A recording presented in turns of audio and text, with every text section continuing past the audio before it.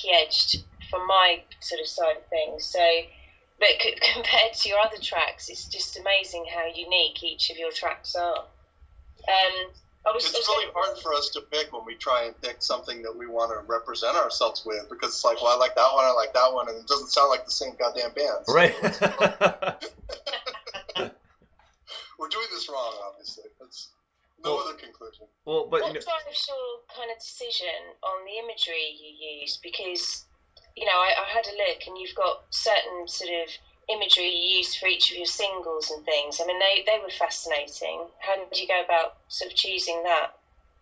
I'm a big fan of Reddit, and there's always really cool stuff on there. I'm constantly, every day, like, right-click save every time I see a cool picture, and I just throw them in the directory. And then when it comes time to actually illustrate something, I had a theme. There was this whole group of pictures that was kind of generically titled Creepy Americana, which was really creepy images from early 20th century America.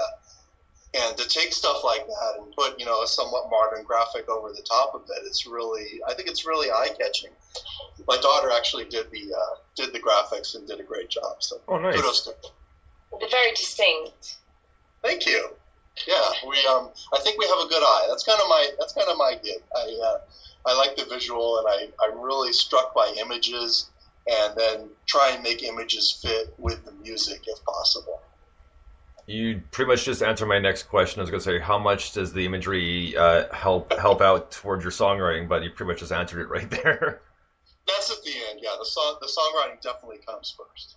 Now, do you guys, for your songwriting process in general, I mean, I know you guys, you said you do stuff, you're playing music that you guys want to hear, that you guys like.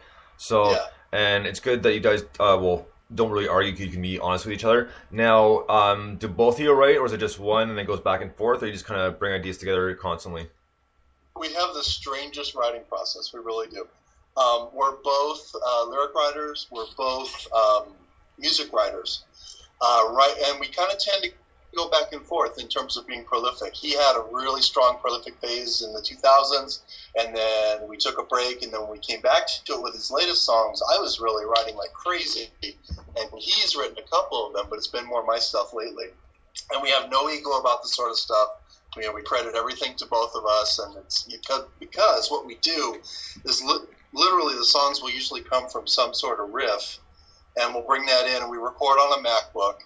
And he runs the recording software, and we basically just build the song right there. So every song that you're hearing that I have on the SoundCloud page is pretty much a jam that was turned into a song in one sitting within about 4 to 6 hours. Oh, wow. And so what we'll do is we'll sit there and we'll record. He has drum patterns in the MacBook. He'll set a drum pattern to what I'm playing on guitar. We'll lay that down. We'll build it out with probably a little bit of bass and a little more guitar. And then he does his lead vocal. And while he's doing the lead vocal, I'm coming up with other guitar lines. I'm listening to what he's doing and also trying to come up with background vocal lines, because I do all the background vocals. Well, I do half the background vocals. Don't take all the credit here. Yeah. And then we'll just kind of sit there and kick it back and forth. Like, does this need a piano? Does this need a cowbell? Does this need a tambourine? Does this need an accordion? And we have full arsenal of keyboard sounds, lots of guitars. Do we want to, with GarageBand, we can record almost unlimited vocal tracks. So do we want to go on a complete Queen-style extravaganza with 25 vocal tracks going at once, which we've done before? Nice. We don't quite have that one worked out. We're working on it, though. And then, we'll do a rough mix. We always seem to agree when it's done. We always know when the pattern is full. Sometimes it's 4 tracks. Sometimes it's guitar, bass, vocals, and we're done. And sometimes there's 18 instruments on it. Right. So. But you know what? It's good because it makes it interesting for you guys, right? I mean, it's constant creation. So it's almost like constantly being live, because your possibilities are endless as to what you could do, right? Yeah, we see the studio as kind of a palette, because we have access to all these instrumental tones, we have access to all these effects, and I'm a complete effects wacko. Nice. Looking at my setup here that I have next to my computer, and I currently have 12 effects pedals all chained in a row, and it's really stupid, but I really like it. Nice. All right. I always hear that. I have a really good ear for like, oh, hey, a flanger would sound good on this one track, or hey, let's reverb the hell out of those drums or whatever. And it's a good thing. I have an ear for that. No, that is a good thing. I mean, it's especially for that sort of thing because I mean, with all the different effects possible, I mean, it's almost endless. So it's kind of hard to figure out what's going to fit right because it might sound good in your head, but so you put it on recordings like, well, maybe not, you know. Oh, that definitely happens. Yeah. So that was a bad idea. Yeah. We've had that one done. And hey, digital editing, you can just take it right off again. That's right. You know, I love living in the future. Yeah. Right it's so amazing that you can just take a phrase, you play a phrase right, and you screw it up the next time. You just copy and paste the one that's correct over. I mean, come on, how lucky are we? Yeah, well, yeah, no kidding, right? It's not like it's one take has got to do, or only a few takes, and just like we were talking about earlier, the tapes on like kind of reel to reel sort of thing. You know, can be. I couldn't even imagine how annoying that must have been. Yeah, I mean, imagine having to take a razor blade and some Scotch tape and go, okay, guys, go to the bar, and I'm going to be doing this for 2 hours trying to duplicate that one thing you did. Exactly right. Screw that noise. So we are going to get to another track off this compilation, and the band is called Supervoid, and the song's called Death of a Scholar. Dig this. Excellent.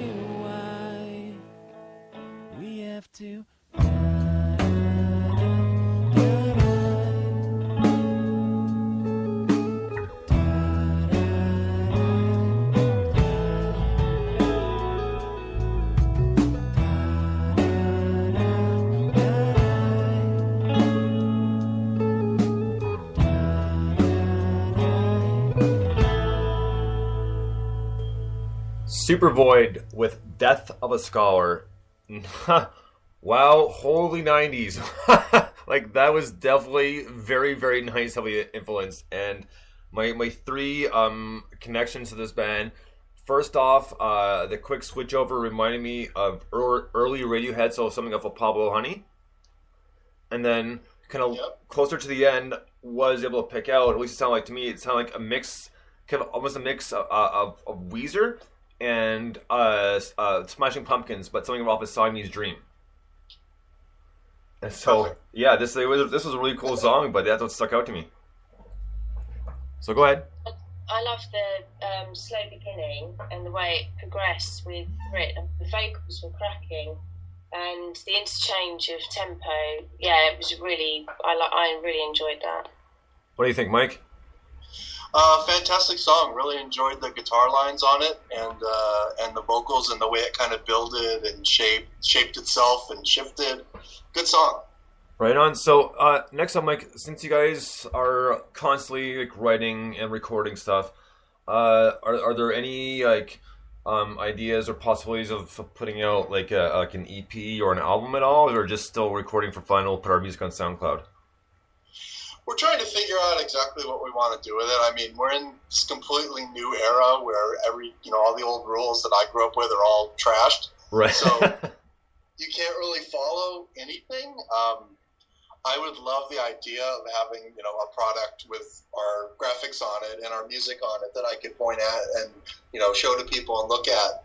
But I don't know what the value of that is today. And it's just so easy to put stuff out on the internet and promote it that way and not have a physical product that it just almost doesn't make sense to me anymore to do it that way, Mike, would you consider vinyl? God, that's a good question. I've been so full circle with vinyl. I had the point where I had 700 vinyl albums and, the huge stereo system, 70s style. Nice. Now I've completely gotten rid of all my